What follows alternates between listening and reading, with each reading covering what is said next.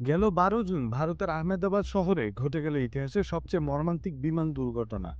Air ইন্ডিয়ার একটি Boeing 787 Dreamliner Ahmedabad থেকে লন্ডনের গ্যাটউইকের উদ্দেশ্যে যাত্রা করার কিছু সময় পর মেঘানীনগরের জনবহুল এলাকায় বিধ্বস্ত হয়।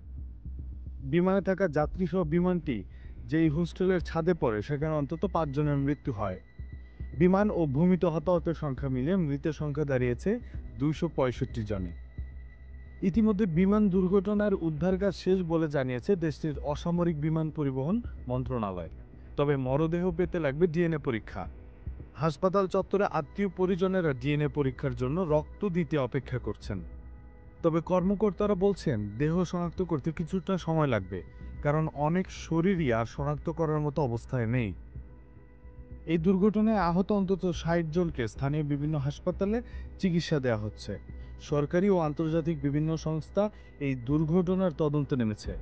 Aircraft accident investigation bureau AIB, Boeing এবং যুক্তরাষ্ট্রের national transportation safety board NTSB একযোগে তদন্ত করছে দুর্ঘটনার প্রকৃত কারণ অনুসন্ধানে।